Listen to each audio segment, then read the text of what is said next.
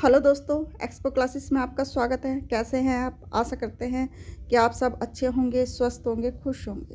तो चलिए, आज हम आपके सामने लेकर आए हैं मैथ की पेडागोजी। ठीक है, चलिए देखते हैं। ठीक है, मैथ की पेडागोजी है ये मैथ से संबंधित सारे प्रश्न हैं। ये पेडागोजी के ही प्रश्न हैं। अब देखते हैं इसमें गणित शिक्षण में पहला प्रश्न कौन सा है। ये जितने भी प्रश्न हैं ये सब आए हुए प्रश्न हैं। ठीक है, चलिए अब देखते हैं। त्योहार के समय क्या है? त्योहार के समय कक्षा 5 में प्रतिशत प्रकरण के समय सेल पर कक्षाई चर्चा शुरू की गई तथा कक्षा के इस प्रकार की परिचर्चा क्या है? कक्षा के इस प्रकार की परिचर्चा को क्या कहते हैं? कि ये है कि एक दूसरे के विचारों को सुनने में विद्यार्थी की सहायता करती है। ठीक है, और अपना तर्क प्रस्तुत करने के लिए उन्हें प्रोत्साहित करती है। ठीक है, इसमें क्या है ये बताया है कि प्रश्न में दी गई चर्चा में करने से एक दूसरे के विचारों को सुनने में विद्यार्थी की सहायता करती है और अपना तर्क प्रस्तुत करती है। तो डी ऑप्शन ठीक हो गया इसका। ठीक है, चलिए आगे देखते हैं। आंकड़ों के विश्लेषण संबंधी विद्यार्थियों की समझ का आकलन करने के लिए सर्वाधिक उचित रूपात्मक कार्य है क्या है? ये क्या है? इसमें रूपात्मक कार्य कौन सा है? ये देखिए, भूमिका निर्वाह यानी कि रोल प्ले, वर्ग पहेली, सर्वेक्षण आधारित परियोजना या प्रश्नोत्तरी। ये है सर्वेक्षण आधारित परियोजना, यानी कि आंकड़ों के विश्लेषण संबंधी विद्यार्थी की समझ पर का आकलन करने के लिए सर्वाधिक उचित रूपात्मक कार्य है सर्वेक्षण पर आधारित परियोजना। चलिए, पियाजे का विश्वास था कि सामाजिक अनुदेशन से सीखना होता है। ये पियाजे का विश्वास था कि व्यक्ति सामाजिक अनुदेशन से सीखता है। ठीक है, और गणित एक शिक्षक पियाजे के सिद्धांत में विश्वास करते हुए क्या कहते हैं? वो कहता है कि सामूहिक परियोजना यानी कि सामूहिक परियोजना और सामूहिक परिचर्चा का प्रयोग करेगा। ठीक है, ये ए ऑप्शन ठीक हो गया। चलिए, उमा सम विषम संख्याओं की संकल्पना को समझ नहीं पा रही है। उसकी संकल्पना को सुधारने के लिए शिक्षिका ने विभिन्न रंग वाले कुछ 20 कंकड़ लिए और उससे उनके जोड़े बनाने के लिए कहा। साथ ही एक से 20 तक की संख्याओं को छांटने के लिए कहा। जिन कंकड़ों के जोड़े बना पाए और जिनके जोड़े नहीं बना पाए। तो उमा क्या है? उमा किस तरह की विद्यार्थी है? उमा एक चाक्षुष विद्यार्थी है। ठीक है, उमा एक चाक्षुष विद्यार्थी है। ये देखिए, उमा को इसकी वो देख लेते हैं व्याख्या। उमा को सम विषम संख्याओं की संकल्पना को समझने के लिए शिक्षिका ने जिस क्रियाकलाप को अपनाया है उसे देखने से पता चलता है कि उमा चाक्षुष विद्यार्थी है। अर्थात उमा किसी भी प्रकार की विषय वस्तु को समझने के लिए चाक्षुष यानी कि नेत्र ज्ञानेंद्रिय क्रियाकलापों की सहायता लेती है। तो क्या हो गया इसका? डी ऑप्शन हो गया। चलिए, प्रदीप को एक टूटा हुआ रूलर दिखाया जाता है। ठीक है, और 2, 3, 4, 5, 6 पूछा जाता है कि रूलर में 5 सेंटीमीटर कहाँ है। वह रूलर उठाता है और रूलर पर 5 सेंटीमीटर के निशान को चिन्हित करता है। तो उसका उत्तर क्या है? उसका उत्तर यानी कि उसका उत्तर सही है। इसमें डी ऑप्शन ठीक हो जाएगा इसका। ये सही है क्योंकि उसने रूलर पर 5 सेंटीमीटर का निशान को चिन्हित किया है। डी ऑप्शन ठीक है इसका। ठीक है, चलिए अब ये देखते हैं।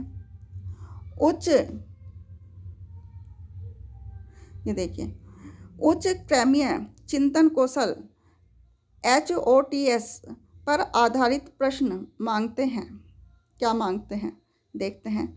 ये है कि कुछ सीमा तक संज्ञानात्मक प्रयास और ज्ञान की, ठीक है, किसकी क्या वो करते हैं, मांग करते हैं, किसकी मांग करते हैं ये बताना है। ये मांग करते हैं कि कुछ सीमा तक संज्ञानात्मक प्रयास और ज्ञान की मांग करते हैं। ये देखिए, उच्च क्रमीय चिंतन कौशल पर आधारित प्रश्न कुछ सीमा तक संज्ञानात्मक प्रयास और ज्ञान की मांग करते हैं, ठीक है। HOTS का जो फुल फॉर्म है higher order thinking and skills, ठीक है। चलिए, कक्षा 3 का बच्चा 482 को 482 पढ़ता है, लेकिन ये लिखता क्या है, 40,082 लिखता है। एक शिक्षक के लिए किस और संकेत करता है। यह शिक्षक के लिए किस और संकेत करता है। ये करता है कि बच्चा ध्यान से सुनता तो है, लेकिन बच्चे को स्थानीय मान का ज्ञान नहीं है। तो क्या हो गया इसमें, यह है क्या, बच्चा ध्यान से सुनता है लेकिन स्थानीय मान की समझ स्थापित नहीं कर पाता। क्या हो गया, ए ऑप्शन ठीक है इसका। इसकी व्याख्या देखते हैं क्या है, क्या बता रखा है व्याख्या में। ये देखिए, यदि बच्चा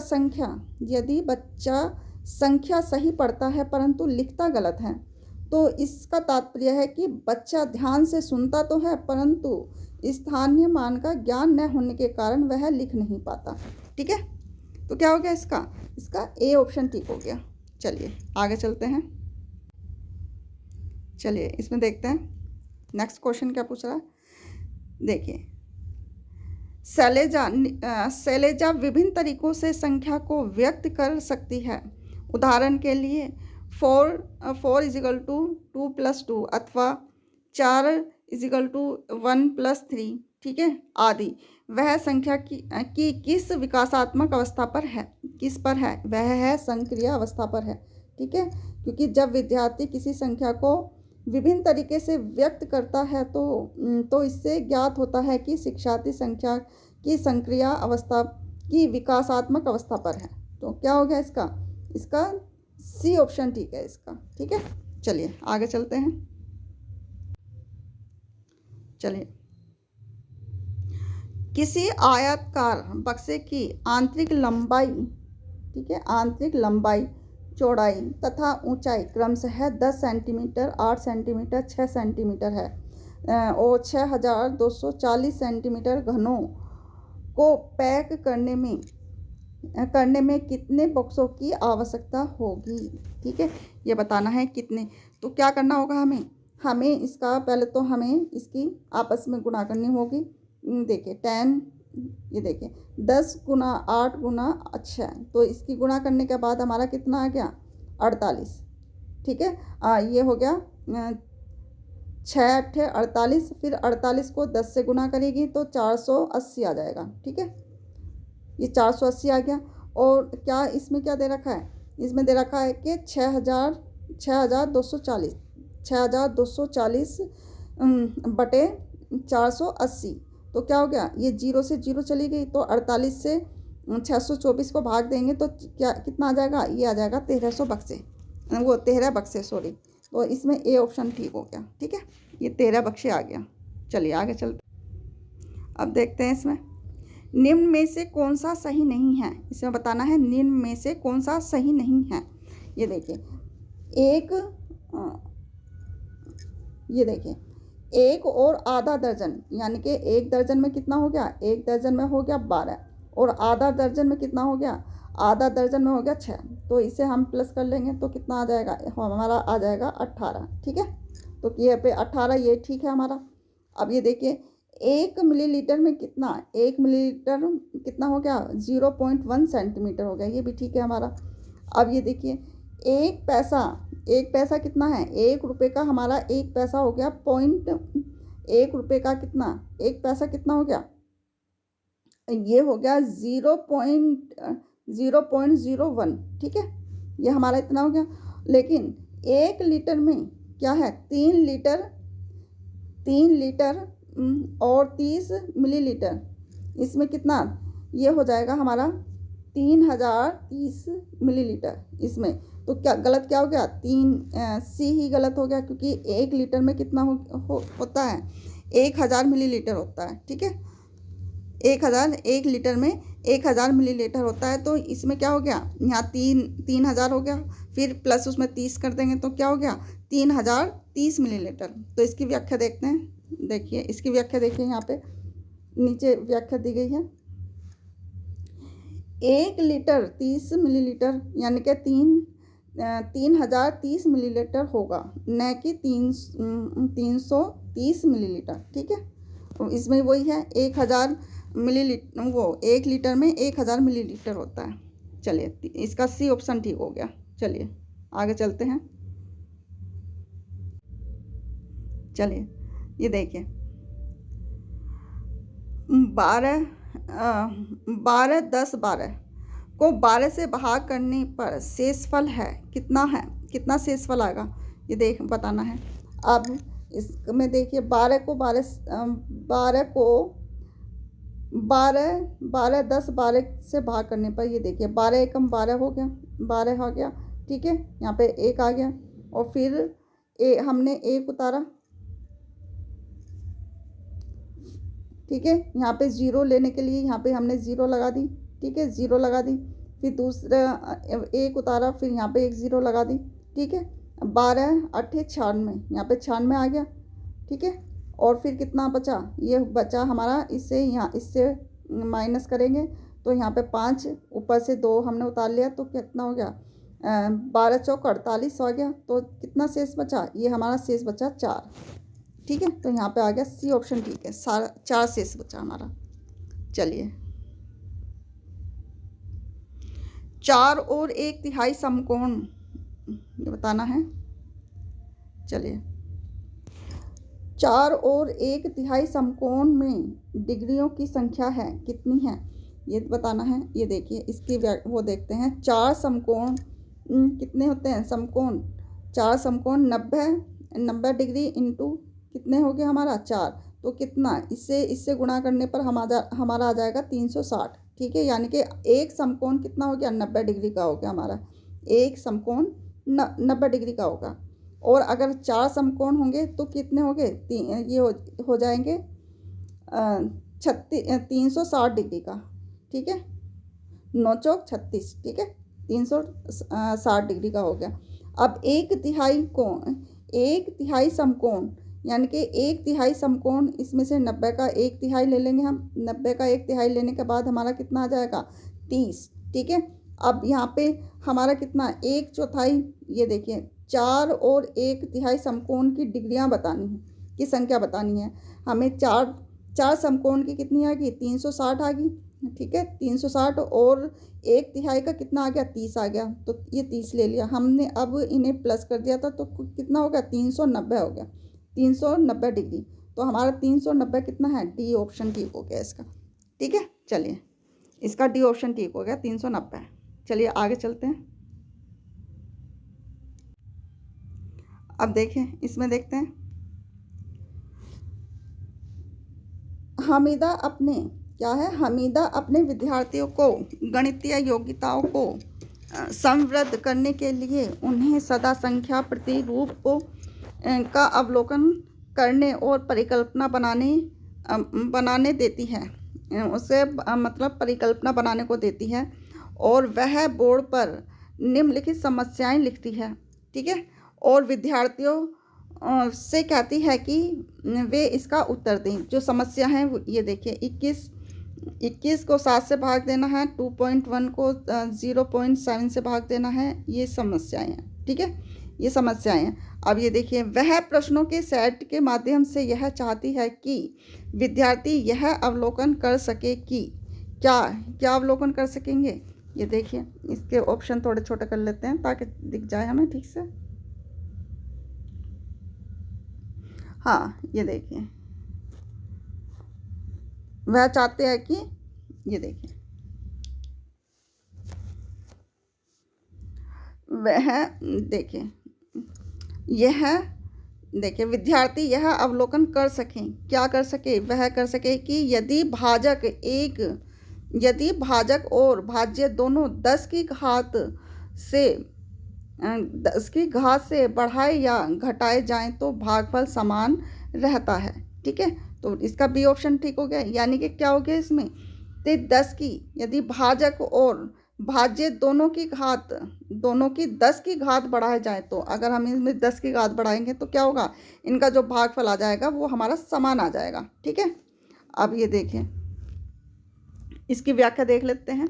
यदि दिए गए प्रश्न में शिक्षिका यह बताना चाहती है कि यदि भाजक और भाज्य 10 की घात बढ़ाए या घटाए जाए तो भागफल में कोई अंतर नहीं आएगा। ठीक है, तो बी ऑप्शन ठीक हो गया इसका। अब इसे देखते हैं। कक्षा 5 का, ये देखिए, कक्षा 5 के विद्यार्थी समस्या 1/2, इसमें भाग का चिन्ह है, 1/3, ठीक है, को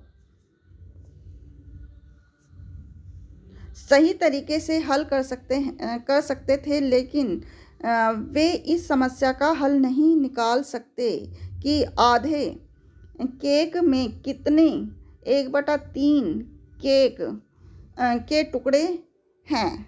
तो इसका क्या बताया गया, 1/3 केक के टुकड़े कितने हैं। इसका कारण क्या होगा, वो ये इस समस्या का कैसे वो हल नहीं बता पा रहे हैं, क्योंकि ये देखिए, भिन्नों पर सक्रियाएं बिना संदर्भीकरण और भाषा सहायता से पढ़ाई गई हैं। ठीक है, तो इसमें क्या है, जो भिन्नों पर संक्रियाएं बिना संदर्भीकरण और भाषा सहायता से पढ़ाई गई हैं। तो ये क्या बताया है इसमें, इसकी व्याख्या देखते हैं इसमें। इससे यह ज्ञात होता है कि भिन्न कक्षा में केवल अंकीय मान में पढ़ाई न कि संदर्भीकरण और भाषा सहायता में पढ़ाई गई हैं। ठीक है, इससे ये पता चलता है कि कक्षा में हमेशा केवल अंकीय मान से पढ़ाई गई है, ना कि भाष्य या संदर्भी मान से पढ़ाई गई हैं। तो क्या हो गया इसका बी ऑप्शन ठीक हो गया।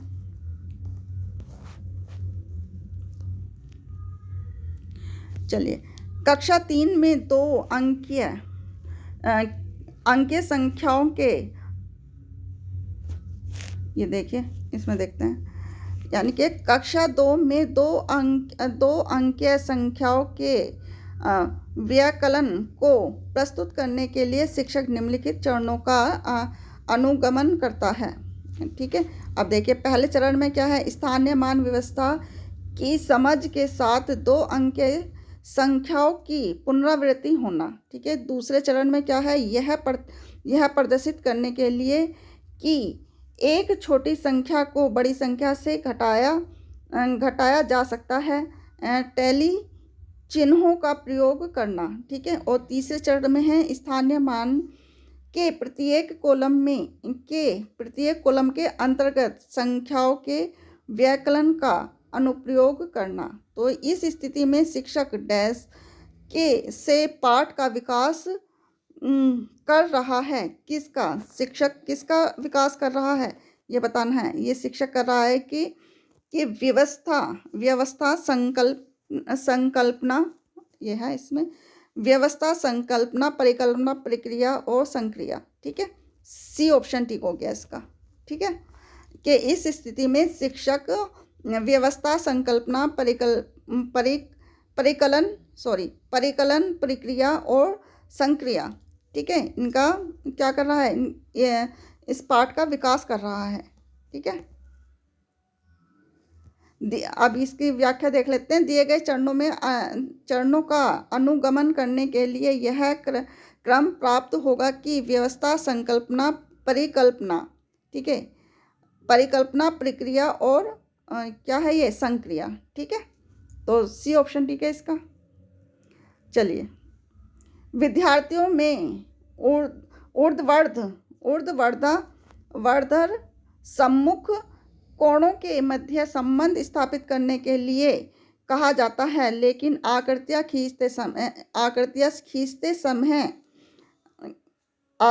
खींचते हैं, कोण को मापते हैं और यह देखते हैं कि ऊर्ध्वाधर सम्मुख कोण समान है। इस केस में वेन हिले के विचार के अनुसार विद्यार्थी क्या है। इसमें क्या है ये बताना है, विद्यार्थी क्या है इसमें। इसमें है विद्यार्थी विश्लेषणात्मक स्तर। ठीक है, इसमें आ जाएगा विश्लेषणात्मक स्तर पर है। ये देखिए, विद्यार्थी जब आकृतियों को बनाता है, यानी कि ये आकृति बना ली, इस तरह की आकृति बना ली, तो क्या हो गया, जब विद्यार्थी आकृति बनाता है और उसे सही तरीके से मापता है तो वे नीले के अनुसार विद्यार्थी विश्लेषणात्मक स्तर पर है। ठीक है, तो क्या हो गया इसका ए ऑप्शन ठीक हो गया। चलिए, कक्षा में शिक्षिका विद्यार्थियों को विभिन्न प्रकार से त्रिभुज को परिभाषित करने के लिए कहती है, जैसे भुजाओं का प्रयोग, कोण का प्रयोग, विकर्णों का प्रयोग आदि शिक्षिका का उद्देश्य है। क्या है, शिक्षिका का उद्देश्य है कि विभिन्न परिप्रेक्ष्यों से चतुर्भुज को समझने में विद्यार्थी की सहायता करना। ठीक है, तो क्या हो गया इसका ए ऑप्शन ठीक हो गया। ए ऑप्शन ठीक हो गया इसका। चलिए, इसका ए ऑप्शन ठीक हो गया। इसका स्पष्टीकरण देख लेते हैं। जब से शिक्षिका चतुर्भुज की परिभाषा करके उसके बारे में बताती है, जैसे भुजाओं का प्रयोग, कोण का प्रयोग इत्यादि, तो इन सभी से शिक्षिका का उद्देश्य होता है कि शिक्षिका विभिन्न परिप्रेक्ष्यों से चतुर्भुज को समझाने में शिक्षार्थी की सहायता कर रही है। ठीक है, इसका ए ऑप्शन ठीक हो गया इसका। कक्षा 4 में बिंदु और रेखा पर ज्यामितीय पाठ के लिए आकलन निर्देश होंगे। क्या निर्देश होंगे इसमें बताना है। ये होंगे कि रेखा किरण और रेखाखंड में अंतर कर सकता है और उन्हें परिभाषित कर सकता है। तो क्या हो गया इसका, सी ऑप्शन ठीक है इसका। ठीक है, चलिए आगे चलते हैं। किन दो संख्याओं को गुणा करने पर 24 गुणनफल प्राप्त होगा, यह प्रश्न है। कैसा है यह प्रश्न, क्या है यह प्रश्न है मुक्त अंत वाला प्रश्न है, क्योंकि इसके एक से अधिक उत्तर हैं। ठीक है, क्योंकि इसके एक से अधिक उत्तर हैं। ये देखिए, किन्हीं दो संख्याओं को गुणा करने पर 24 गुणनफल प्राप्त होगा, यह प्रश्न अंतमुक्त वाला प्रश्न है, क्योंकि इसके एक से अधिक उत्तर हो सकते हैं। तो क्या हो गया इसका, डी ऑप्शन ठीक हो गया इसका। चलिए,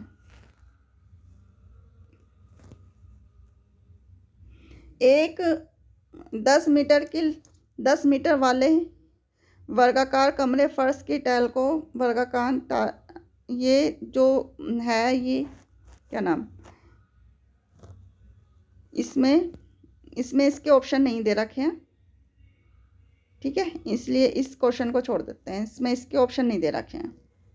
चलिए आगे कर देखते हैं, इसे देखते हैं। नेक्स्ट क्वेश्चन देखते हैं क्या बता रहा है। ये देखिए, 2424, इसमें बताना है 2424 में 2 के स्थानीय मानों का योगफल है कितना है। अब ये देखिए, 2424 का स्थानीय मान, 2 का स्थानीय मान बताना है। ये देखिए, 2 का हो गया 10 का हो गया 10 में, यानी कि 20, 2 का 20 हो गया, और यहाँ से 2 ले लिया, 2 का हो गया यहाँ पे 2000 हो गया। तो इसका हो गया 20 और 2000 करा तो 2020 आ गया। ठीक है, इसका 2020 आ गया, यानी कि सी ऑप्शन ठीक है इसका।